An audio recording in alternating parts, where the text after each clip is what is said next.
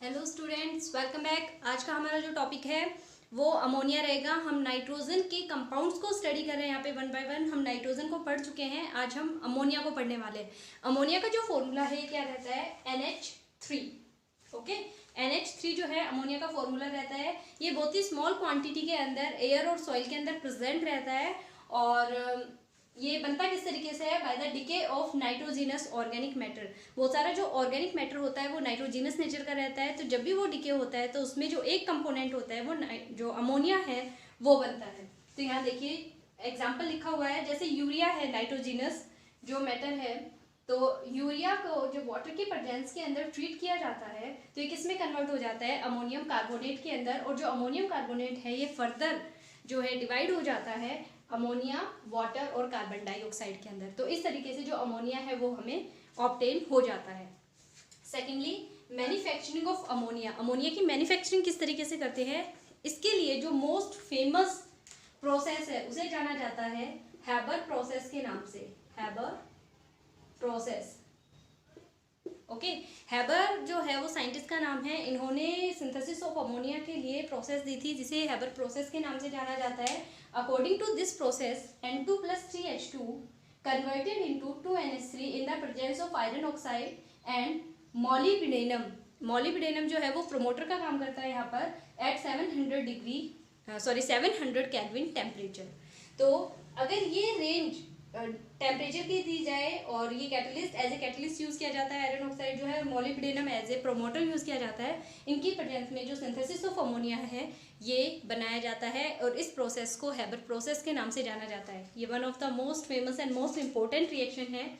इसके सिंथेसिस जो है वो कंप्लीट आपकी जो 3 मार्क या फिर 5 मार्क का जो क्वेश्चन होता है उसके अंदर आ जाती है कई बार। तो इसका जो डायग्राम है वो मैंने यहाँ पे प्लॉट नहीं किया है, आप अपनी बुक से देख के प्लीज़ डायग्राम भी अपने नोट्स के अंदर प्लॉट करें। यहाँ पर जो मेन चीज़ है वो क्या है? नाइट्रोजन और हाइड्रोजन जो है जब हम अमोनिया की सिंथेसाइज करते हैं तो ये 1:3 के अंदर यूज किया जाता है। कितने में किया जाता है? 1:3 के अंदर, यानी 1 पार्ट नाइट्रोजन का और 3 पार्ट किसके लिए जाते हैं? हाइड्रोजन के। और इनके कॉम्बिनेशन से क्या मिलता है? हमें 2 पार्ट अमोनिया मिल जाता है। क्लियर? तो ये था मैन्युफैक्चरिंग ऑफ अमोनिया। इसके बाद बात करते हैं हम फिजिकल प्रॉपर्टीज की। इसकी जो फिजिकल प्रॉपर्टीज हैं वो देखिए, ये एक कलरलेस गैस होती है। इसका कोई स्पेसिफिक कलर नहीं होता कि हम कलर देख के पहचान लें, लेकिन इसके अंदर बहुत ही पंजेंट स्मेल आती है और जो स्मेल है वो इतनी पंजेंट होती है, अमोनिकल स्मेल के नाम से उसे जाना जाता है कि अगर कहीं पे अमोनिया की बोतल गलती से खुली रखी हुई है तो आपको दूर से ही पता चल जाएगा कि हाँ लैब के अंदर अमोनिया की बोतल खुली हुई है। ओके, तो बहुत ही पंजेंट स्मेल होती है इसकी जो बर्दाश्त नहीं कर सकते हम लोग। और lighter than air, extremely soluble in water. Water के अंदर सॉल्युबल है और जो एयर है उसके कंपैरिजन में लाइटर होता है। Easily liquefy by cooling under pressure. अगर प्रेशर अप्लाई करें इसके ऊपर बहुत ज़्यादा तो ये इजीली लिक्विफाई हो सकती है। In vapour state it causes intense cooling, और ये इंटेंस कूलिंग का भी काम करती है। अगर ये वेपर स्टेट के अंदर प्रेजेंट है तो ये बहुत ज़्यादा जो टेम्परेचर उसे लोअर डाउन लेके आ सकती है। कूलिंग जो है उसका अच्छा खासा काम कर लेती है। अब बात करते हैं हम इसकी स्ट्रक्चर के बारे में। जो स्ट्रक्चर है इसकी अमोनिया की, देखिए पहले इसकी स्ट्रक्चर तो हम पहले भी पढ़ चुके हैं। मैं दोबारा बता देती हूँ, जब हम हाइड्राइड्स पढ़ रहे थे नाइट्रोजन के उस टाइम पे इसके कुछ एक मैन्युफैक्चरिंग मेथड जो है वो भी आपको बताए गए थे, तो वहाँ से भी आप उन रिएक्शंस को इसमें इंक्लूड कर सकते हैं। मैंने सिर्फ 2 ही टाइप की रिएक्शंस बताई हैं, इसके अलावा भी NH3 बहुत सारी रिएक्शंस के थ्रू बनाया जाता है, तो वो आप पढ़ना चाहें तो पढ़ सकते हैं, कोई दिक्कत नहीं है। इसकी स्ट्रक्चर देखिए किस तरीके की होती है, इस तरीके से रहती है और ज्योमेट्री है इसकी पिरामिडल। ओके, पिरामिडल ज्योमेट्री रहती है इसकी। जो बॉन्ड एंगल है वो कितना रहता है? 107.8 डिग्री। कितना? 107.8 डिग्री। जो बॉन्ड एंगल है वो रहता है 107.8 डिग्री का। और जो नाइट्रोजन हाइड्रोजन सिग्मा बॉन्ड्स होते हैं, ओके, जो या फिर आप क्या कह सकते हो, बॉन्ड पेयर जो है वो टोटल कितने हैं यहाँ पर? 3, 1, 2 एंड 3। और जो नंबर ऑफ लोन पेयर है वो कितना है यहाँ पर? 1। ये जो है 1 लोन पेयर के फॉर्म में प्रेजेंट है। इसकी जो हाइब्रिडाइजेशन होती है, हाइब्रिडाइजेशन जो है वो कैसी रहेगी? sp3। कौन सी हाइब्रिडाइजेशन रहेगी? sp3 हाइब्रिडाइजेशन रहेगी, या फाइंड आउट भी कर सकते हैं और 11th के अंदर आप लोगों को हाइब्रिडाइजेशन निकालने के मेथड्स बताए गए थे, तो वहाँ पर आप एक बार चेकआउट कर लें इसे। तो sp3 हाइब्रिडाइजेशन रहेगी, इसकी 3 बॉन्ड पेयर हैं, एक लोन पेयर है, 107.8 डिग्री का बॉन्ड एंगल होता है और पिरामिडल इसकी ज्योमेट्री होती है। ठीक है, तो ये कंप्लीट इन्फॉर्मेशन थी इसकी स्ट्रक्चर के बारे में। अब हम बात करते हैं इसकी केमिकल प्रॉपर्टीज़ के बारे में कि कौन कौन सी केमिकल प्रॉपर्टीज़ होती हैं। केमिकल प्रॉपर्टीज़ के बारे में डिस्कस कर लेते हैं। यहाँ पर ये केमिकल प्रॉपर्टीज़ है सारी, chemical properties of ammonia. Okay, तो केमिकल देखिए फिजिकल प्रॉपर्टीज तक हम पढ़ चुके हैं, केमिकल प्रॉपर्टीज के अंदर कौन कौन सी आती है। सबसे पहला हम यहाँ पे इंक्लूड कर रहे हैं बेसिक नेचर। जो अमोनिया होता है वो वाटर के अंदर हाईली सॉल्युबल रहता है, क्योंकि दोनों के अंदर ही हाइड्रोजन बॉन्डिंग बनाने की टेंडेंसी होती है। तो ये कह रहा है कि वाटर के अंदर हाईली सॉल्युबल है। It's aqua solution is weekly basic. इसका जो एक्वा सॉल्यूशन होता है वो वीकली बेसिक होता है। क्यों? क्योंकि ये डिसोसिएट होकर क्या बना देता है, NH4 + OH नेगेटिव आयन। और ऐसा कोई भी सॉल्यूशन जो OH नेगेटिव आयन देता हो वो कैसे नेचर का रहेगा, वो बेसिक नेचर का होगा, ये हमें पता है। अगर कोई H पॉजिटिव आयन देता है तो वो एसिडिक नेचर का रहेगा, अगर OH नेगेटिव आयन देता है तो वो बेसिक नेचर का रहेगा। तो देखिए यहाँ पर NH3 जो है वाटर के साथ डिजोल्व होकर क्या बनाएगा, अमोनियम हाइड्रोक्साइड में कन्वर्ट हो जाएगा। और ये अमोनियम हाइड्रोक्साइड जब डिसोसिएट होगा तो NH4 positive + OH negative ion देगा। और इस OH नेगेटिव आयन की वजह से जो सॉल्यूशन है हमारा वो कैसे नेचर का हो जाता है, बेसिक नेचर का हो जाता है।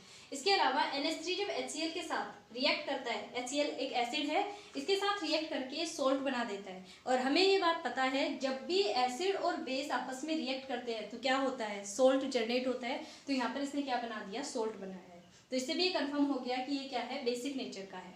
ओके, और इसके अलावा ऐसी कोई भी स्पीसीज जो H पॉजिटिव आयन को एक्सेप्ट कर ले उसे क्या कहते हैं, हम बेस कहते हैं। ब्रोंस्टीड-लोरी कंसेप्ट के अकॉर्डिंग एसिड बेस कंसेप्ट में ब्रोंस्टीड-लोरी एक कंसेप्ट है जो ये बताता है कि अगर कोई भी कंपाउंड H पॉजिटिव आयन को एक्सेप्ट कर लेता है तो वो क्या होगा, वो जो कंपाउंड है वो बेसिक नेचर का रहेगा।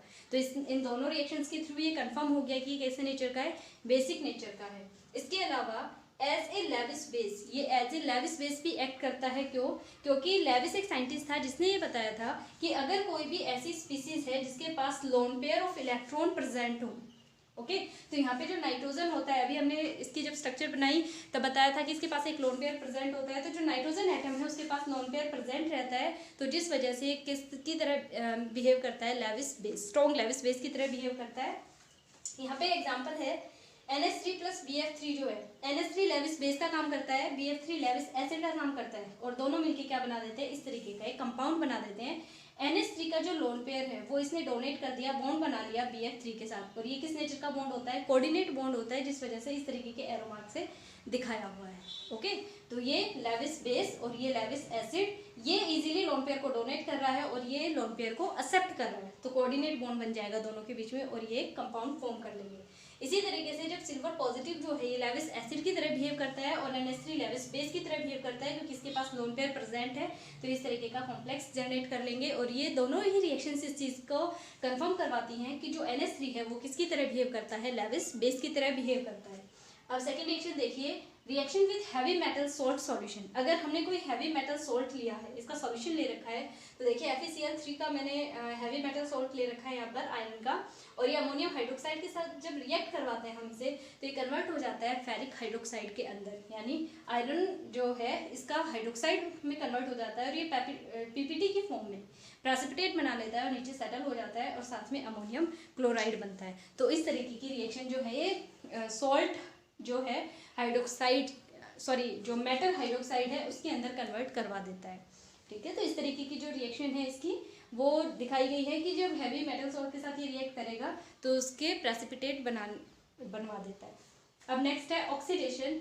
यहाँ पर मैंने बहुत सारी रिएक्शंस लिखी हुई हैं जिसमें जो नाइट्रोजन है, जो अमोनिया है, उसका ऑक्सीडेशन हो रहा है। देखिए यहाँ पर नाइट्रोजन को देखो आप, NH3 है, नाइट्रोजन -3 ऑक्सीडेशन स्टेट के अंदर प्रेजेंट है। कॉपर ऑक्साइड के प्रेजेंस में जब हम इसे हीट करेंगे तो ये किस में कन्वर्ट हो गया, N2 के अंदर।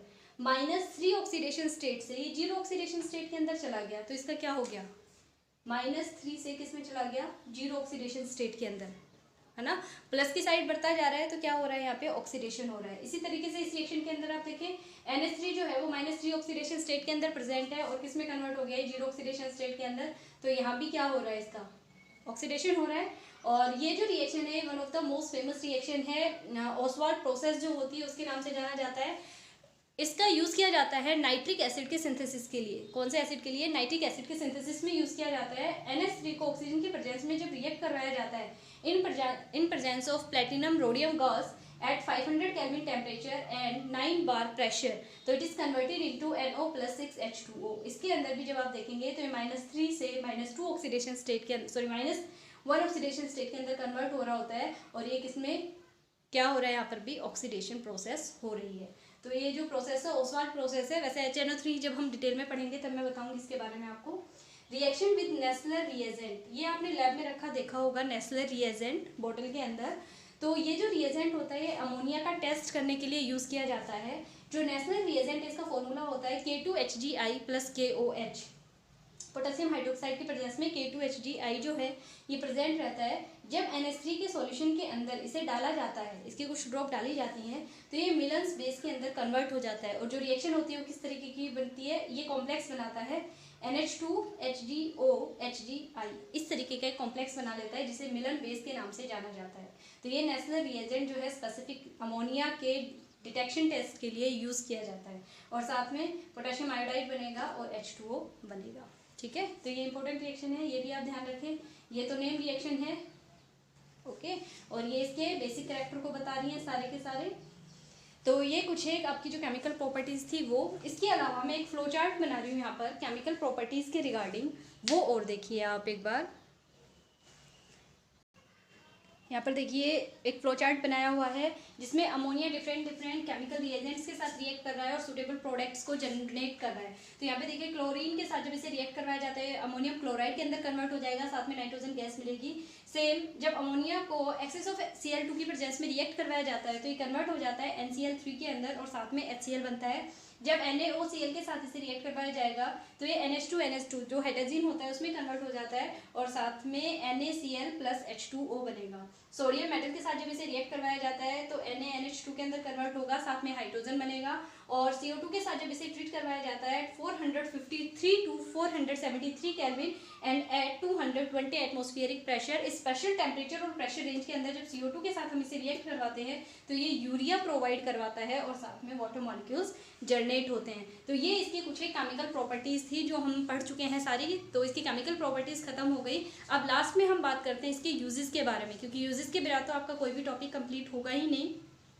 इसका यूज़ किया जाता है एज ए लेबोरेटरी रिएजेंट। सबसे मेन जो चीज़ है आप ऐसे लिखेंगे, it is use as a laboratory reagent. इसके अलावा सोलवेव प्रोसेस, बहुत सारी जो मैन्युफैक्चरिंग प्रोसेस होती है जैसे ओसवाल्ड प्रोसेस है, सोलवेव प्रोसेस है, उसके अंदर इसका यूज़ किया जाता है अमोनिया का। सेकेंड, जो एज ए रेफ्रिजरेंट इसका यूज़ किया जाता है। ये गुड रेफ्रिजरेंट का काम करता है। कोल्ड स्टोरेज के लिए भी इसका यूज़ किया जाता है। तो अमोनिया जो है इसका वाइडली इन चीज़ों के अंदर यूज़ किया जाता है। और आपका जो अमोनिया का टॉपिक है वो ख़त्म हो गया है, कंप्लीट हो गया है। तो आप इसे अच्छे से पढ़ें, पूरी कंप्लीट स्टडी करें, नोट्स बनाएं और जो यूजेस हैं वो आप इंक्लूड ज़रूर करें लास्ट में।